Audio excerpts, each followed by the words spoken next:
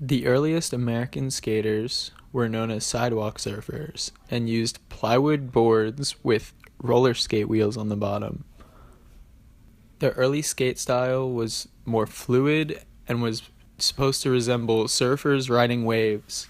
As the sport developed even more, it grew across the nation and across the world and became much more technical, leading to people becoming pro skaters and big events like the X Games and Street League. Chicago's skateboarding history can be traced back to the late 80s when a ban was put into place preventing skaters from riding on sidewalks and streets in business districts. This includes the Loop and many other areas that skaters need to use to commute to school and or work. Chicago's skateboarding law states specifically, no person shall ride a skateboard upon any roadway or sidewalk in a business district, and any person found to have violated any provision of this section shall be fined not less than $25 and not more than $200. Though these laws may be harsh on skateboarders, it did not stop the underground scene from becoming more and more popular. Skaters like Josh Kalis and shops like Uprise started opening up here in Chicago. Josh Kalis lived above Uprise Skate Shop at one point in the 90s and is also a frequent visitor of Chicago.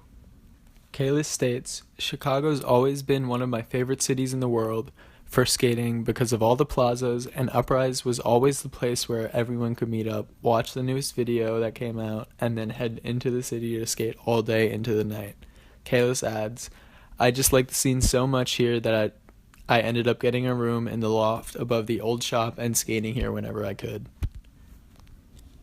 Despite these laws still being in place today, the Chicago underground skate scene still thrives with help from crews such as the Deep Dish crew, who put out videos here in Chicago, and also Uprise, who continues to throw events and support skaters. The Chicago skate scene is now more popular than ever despite the laws that are still in place. I interviewed some skaters who are new locals to Chicago to get their take.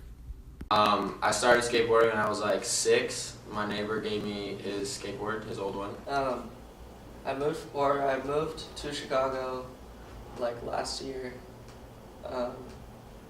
like in September, and I moved from San Diego, California. I moved to Chicago in September, or I guess the end of August. I was expecting more from the skate scene, but that's just because it's a bigger city. I was just like bored of everything in San Diego, and especially the skating, because like skating here is like so different every time.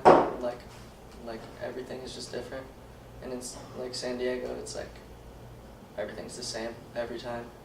I would definitely say the main issue is finding spots that, or skating at times when you're not going to get kicked out from spots, because security is a huge problem, at least when you're street skating, and you might only have like a couple tries to get something because security's going to be out in like 30 seconds usually. The scene in Chicago definitely isn't as popular as it is in New York, but there is a scene, and it's like its own community. If we're just talking about Chicago, just because it's one of the biggest skate plazas in the United States, and skate parks always create a sense of community, and there's definitely a huge community that surrounds Grant. Community in skateboarding is probably the biggest part now, especially with social media and all those things being available at the ready. Anybody can share their skateboarding and the way they perform.